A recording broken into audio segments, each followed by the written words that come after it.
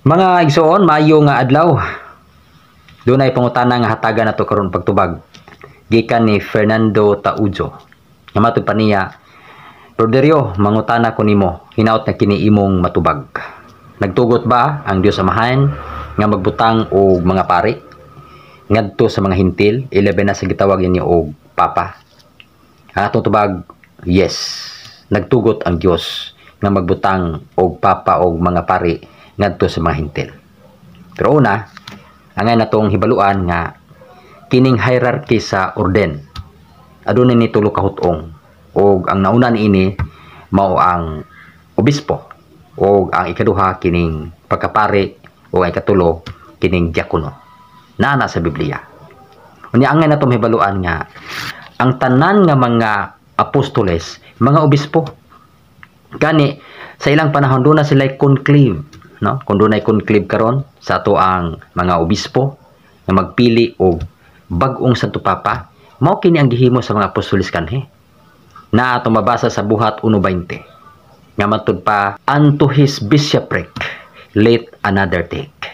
Nakinsa man ang gipulihan ini, namatay mangud si Judas.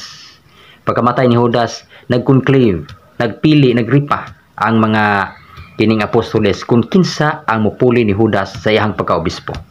Nagipilian niya itong panahon na mao si Matias o si Jose, o ang napili mao gyud si Matias. So dunay kining iyang pagpuli sa lingkuranan ni Judas, no, sa iyang pagkaobispo, bishopric. Kining pagkaobispo sa mga apostoles mao sab kana na nakuptan ni San Pedro. Siya ang unang obispo, siya ang high, no, the highest pope. O kining pagkapangulo ni San Pedro mao kini ang nahipasa sa atong papa karon.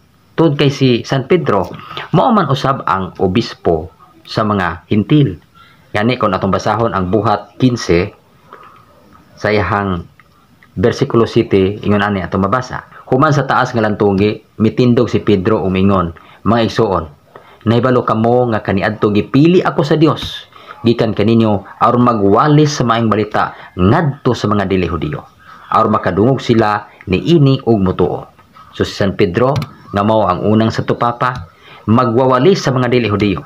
Nga kinsa si San Pedro, usa siya ka obispo, kay ang tanang mga apostoles obispo man.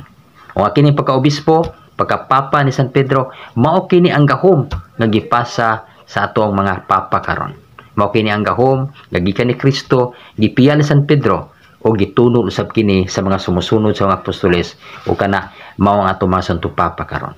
Mahinungdan nga ang pangutana nga nagtugot pa ang Dios nga adunay papa o mga pari ngadto sa mga hintil, natubag ang pangutana. Kay kabubuton sa Dios nga iyang katawhan kinahanglan dunay pangulo nga makita. Kay si Kristo mo man ang dili makita nga pangulo, o ang mga makita nga pangulo mao ang mga obispo ug Santo Papa karon. Kagustuhan na sa Dios nga dunay visible head nga magduma sa iyang katawhan, o ang iyang katawhan giisip nga kaniro sa panon, ug ang pangulo sa panon mao man ang mga obispo. Namatupas Buhat 20:28, ingatan ninyo ang iyong mga sarili ug ang buong kawan, nga sa kanila'y ginawa kayo ng mga obispo upang pakanin ninyo ang iglesia ng Panginoon na binili niya ng kaniyang sariling dugo.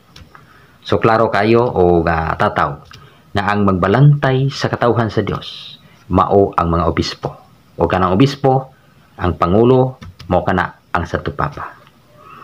So maigsoon makana ang atong tubag sa usa ka nindot nga pangutana sa atong igsoon Fernando Taujo. So daghang kayong salamat o maayong gabi kanatong tanan.